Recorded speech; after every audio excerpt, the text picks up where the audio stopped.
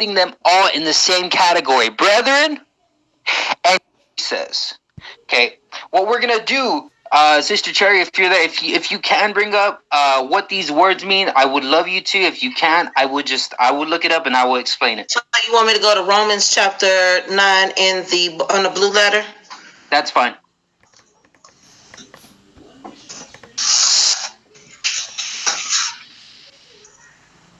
Okay, so what I'm going to do is I'm going to bring up what this word brethren means. Okay? From Romans 3? Yes. Okay. And that word is adelphos, for brethren. Okay? And so what this word means, it's a figurative word. It literally means like brothers in Christ. It doesn't give you that nationality sense. That's not what adelphos is. That's right. Okay, it literally means a fellow believer. That's what it means. Now, when you go to the word my kinsman, that word literally means the same nation, a fellow country person, the same kin, related by blood.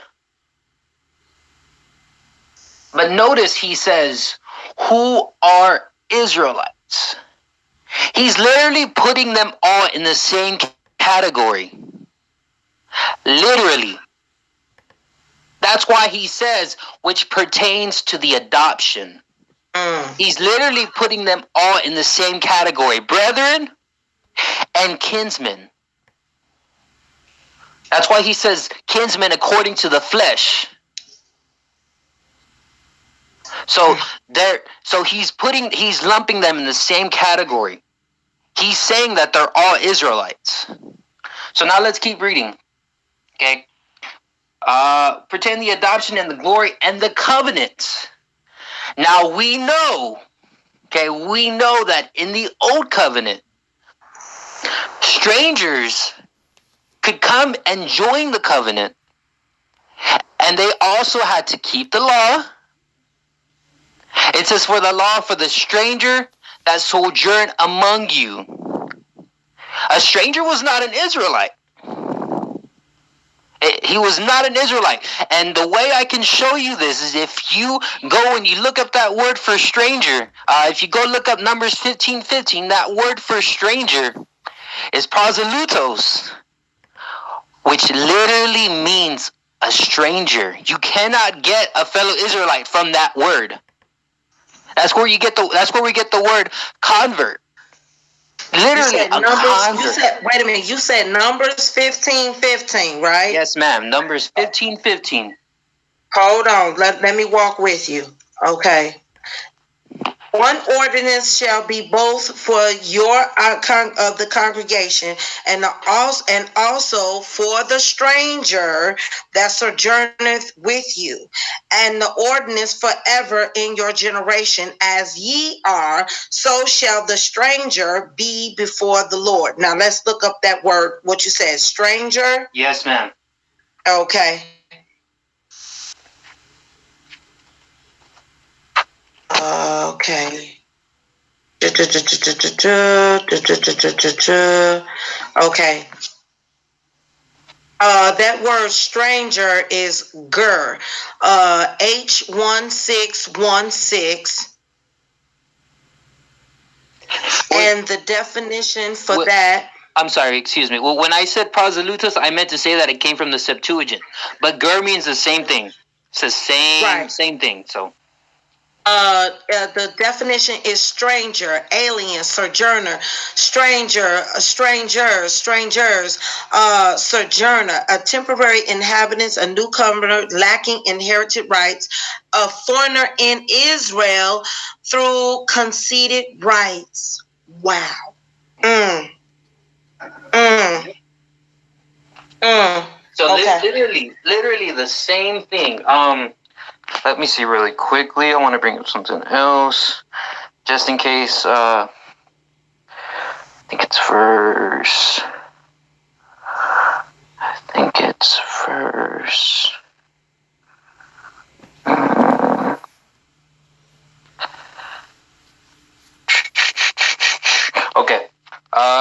did you read verse 16? I just read verse 15 only. Okay, read verse 16, sister. From Numbers chapter 15? Yes. Okay, let me go back.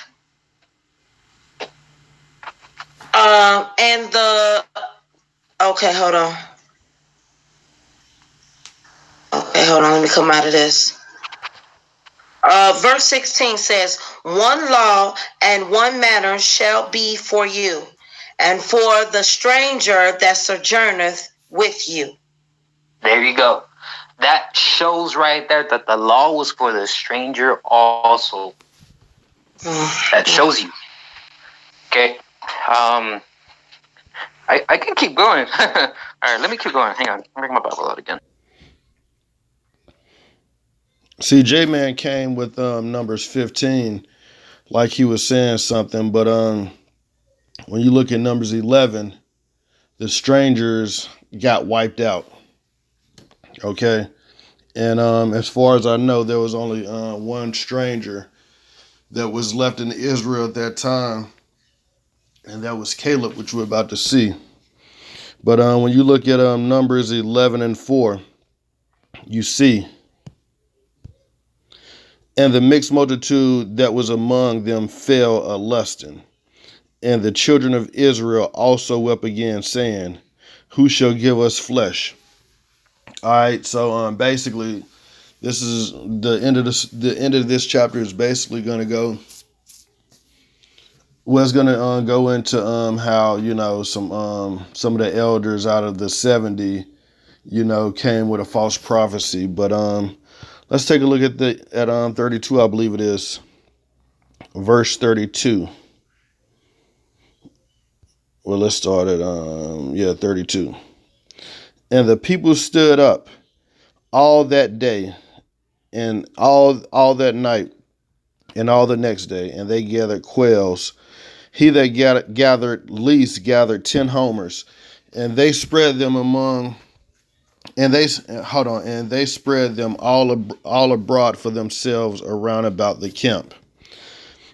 So the false prophets, the elders, they prophesied, saying that some meat was going to come because they got tired of eating the heavenly meat. So let's see here. Let's go down to verse 34, and let's go to 33. And while the flesh was yet between their teeth, ere it was chewed, the wrath of the Lord was kindled against the people, and the Lord smote the people with a great plague.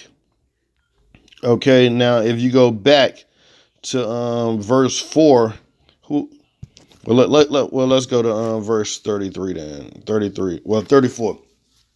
And he called the name of the place Cabrothahalaphah, because they buried the people that lusted. Now, who are the people that lusted? We go back to verse 4, and you see, and the mixed multitude that was among them fell a lusting.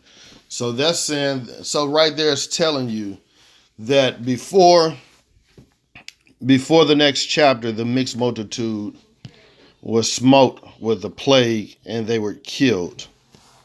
So when you go on through, let's go to chapter 13.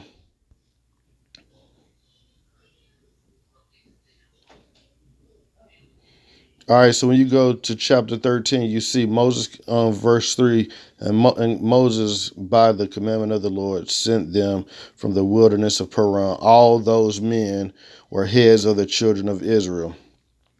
And then you see who the heads were, and these were their names of the tribe of Reuben, Shemua, the son of Zakar. And then if you just keep on reading, you'll see the 12 tribes. And then you see right here Caleb, the son of Jephunneh. Okay, so he was a Kizanite, and he was a part of Moses's married-in family. I want to say he was basically Moses's nephew through marriage, if I remember correctly. So as far as I know, At that point, Caleb was the only stranger in the land. Hold on one second. All right, so you can pretty much go through all of these spies right here, and what a representative of the different spies in Numbers 13. And you really don't see any stranger there other than Caleb. And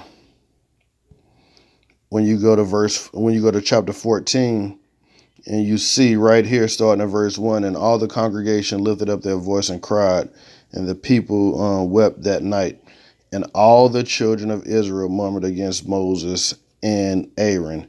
And the whole congregation said unto them, would God that we had died in the land of Egypt, or would God we had died in this wilderness. So here you don't see the children of Israel and the mixed multitude.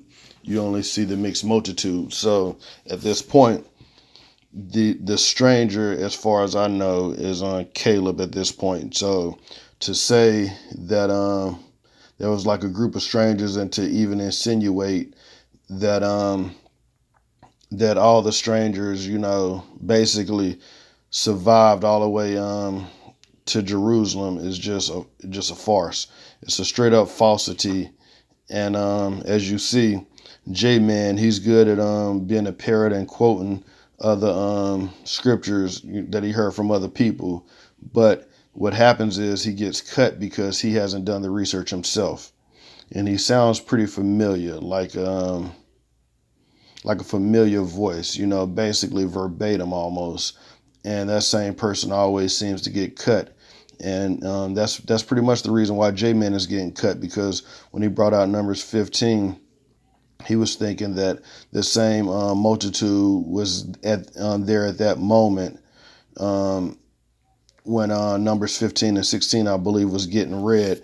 And what's even more funny is even when you go to Ezra 4, and there's a few other books you could go to where Israel didn't really deal with anybody else. Even Joshua, he kind of separated Israel from the other nations. So you'll see right here, verse 2, then came to Zerubbabel and to the chief of the fathers and said unto them, and these are the strangers, or, the other nations, some people from the other nations, let us build with you, for we seek your God as ye do.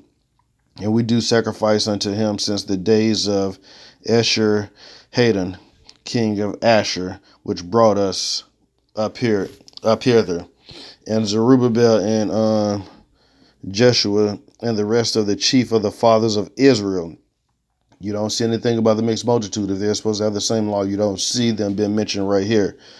And this is what they said. Ye have nothing to do with us to build an house unto our God, but we ourselves together will build unto the Lord our God of Israel, as King Cyprus, the king of Persia, hath commanded us. So as you see, this is all Israel right there. So once again, you see J-Man on the CherryLove's platform. They're basically quoting scriptures, but they don't know the meaning behind what they're saying, and they're looking pretty bad.